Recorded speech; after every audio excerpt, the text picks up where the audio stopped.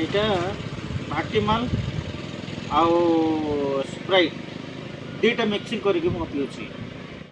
ଭାଟି ମାଲ ଏଇଟା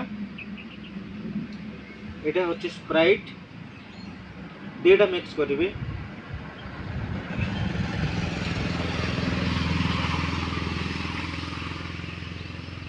ଆଉ ମଦ ଟିକେ ପକେଇବି। ଇଏ ହେଉଛି ଭାଟି ମାଲ ପ୍ୟାକେଟ୍। ଯେ ଦେଖନ୍ତୁ କେମିତି ଅଲଗା ଲାଗିବ, ଟିକେ ଫିଲିଙ୍ଗସ୍ ଲାଗିବ।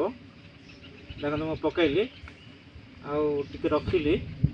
ଦେଖିବେ ଆଉ ଗୋଟେ ପ୍ୟାକେଟ୍ ଅଛି, ସେଇଟା ମୁଁ ମିଶାଇବି, ତାପରେ ପିଇବି। ଆଉ କିଛି ଇଫେକ୍ଟେଡ୍ ହେବନି।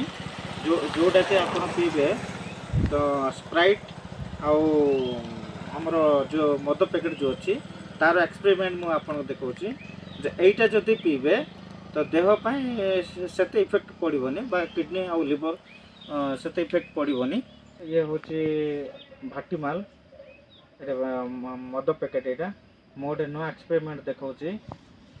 ଆପଣମାନେ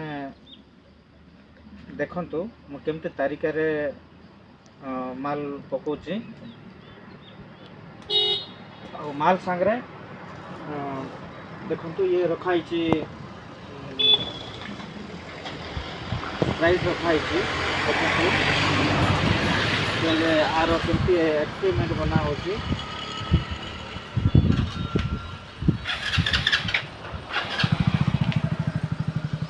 କରିଥିବେ ଭାଟି ମାଲ ପକାଉଛି, ଗ୍ଲାସରେ ପକାଇଲି, ଗ୍ଲାସରେ ଆଉ ସ୍ପ୍ରାଇଟ୍ ପକାଉଛି।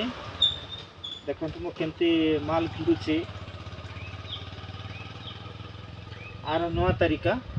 ଆଉ ଇଏ ହେଉଛି ଦେଖନ୍ତୁ ମୁଁ ମିକ୍ସ କରିଦେଲି ସ୍ପ୍ରାଇଟ୍ ଆଉ ମଦ ପ୍ୟାକେଟ୍ ମୁଁ ମିକ୍ସ କରିକି ପିଉଛି।